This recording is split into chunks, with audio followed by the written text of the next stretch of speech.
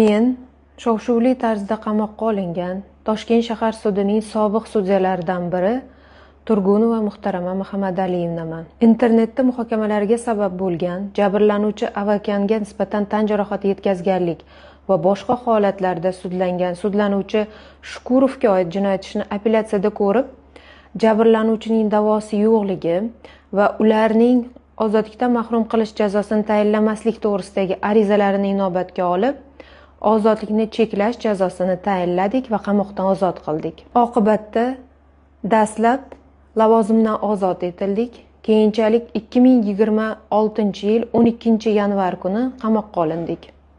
Kunuz tahririyati tomonidan Qalovini topsa qor ham yonadi nomli maqolasi ortida O'zbekiston Respublikasi Bosh prokuraturasi pora olganlikda gumon qilib, barcha sudyalarning uyida tintuv harakatlari o'tkazdi.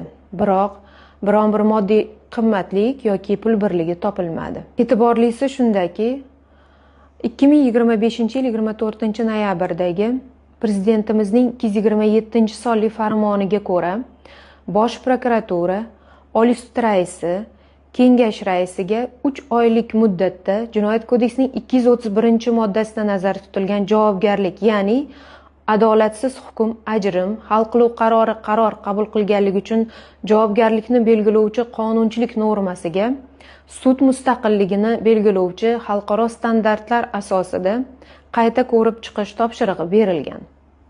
Tergov organi tomonidan esa bizga Shukurovga oid jinoyat ishini qonuniy adolatli ko'rib chiqqan bo'lsak-da, Jinoyat kodeksining 231-moddasi bilan ayb e'lon qilgan.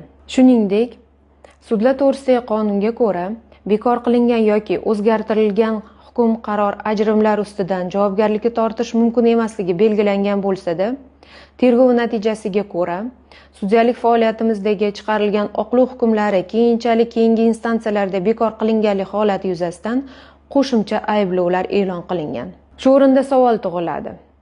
Konstitutsiyamizga muvofiq sud hokimiyati hokimiyat bo'linish prinsipiga ko'ra 3-hokimiyat qilib belgilangan. Qonun ustuvorligi va adolat uchun mas'ul bo'lgan ushbu hokimiyat vakillariga qilinayotgan noqonuniy harakatlar davlatimizning oddiy fuqarolariga qilinmasligiga kim kafolat beradi?